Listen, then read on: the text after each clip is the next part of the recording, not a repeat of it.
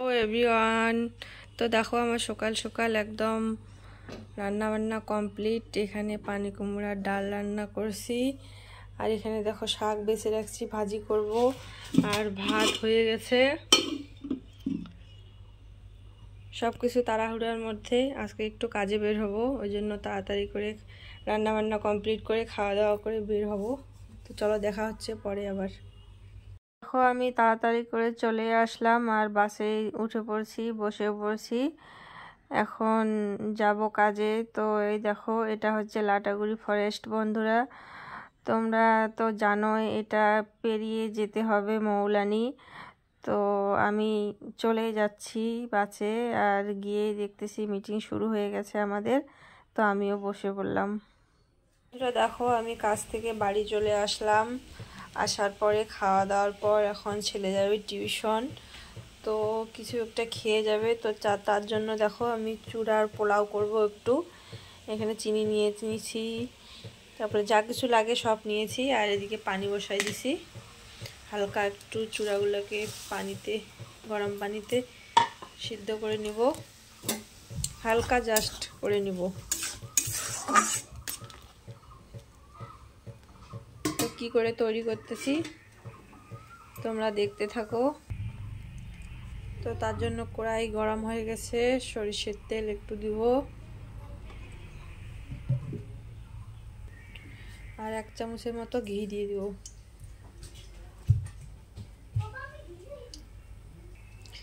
ঘি গরম হয়ে গেছে সরিষার তেলের সাথে, আর এই দেখো আমি চূড়াটা হালকা গরম পানিতে ভিজে নিয়েছি, এখন দিয়ে দিব।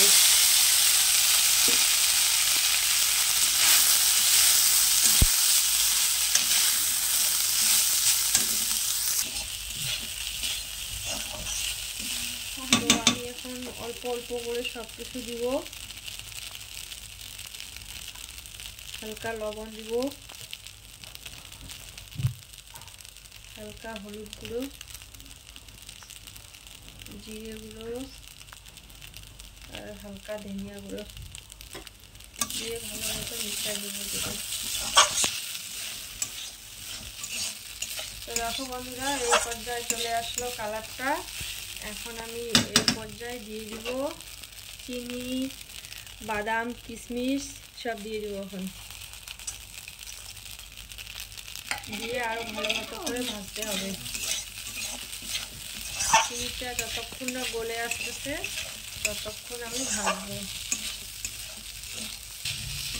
তো দেখো বন্ধুরা এই পর্যায়ে আমার এরকম হলো, খেতে কিন্তু দারুণ হবে। তোমরা বাড়িতে ট্রাই করতে পারো এরকম করে, খেতে অসাধারণ লাগে। ঝটপট একটা বিকালের নাস্তা হয়ে গেল। এটা এখন আমার ছেলে টেস্টি টেস্টি করে খেয়ে টিউশনে চলে যাবে।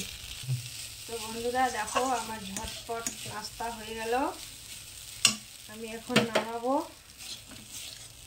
এই যে দেখো একদম পারফেক্ট খাওয়ার জন্য।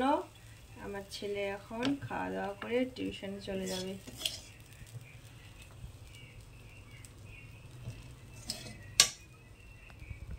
দেখো এখন আমার ছেলে খাওয়া দাওয়া করবে। খেয়ে বল কেমন হয়েছে, কেমন হয়েছে?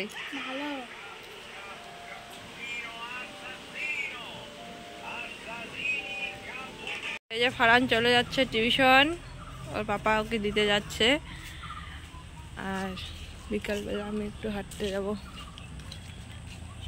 তো বন্ধুরা দেখো সন্ধ্যা প্রায় হয়ে যাচ্ছে, আর আজকে আকাশটা একদম মেঘলা মেঘলা। আকাশের পরিস্থিতি আজকেও ভালো না। আর আমি একটু হাঁটতে বেরিয়েছি। ফারহান আর ফারহানের পাপা চলে গেল ফারহানকে রাখতে টিউশনে, আর আমি একটু হাঁটতে বের হলাম।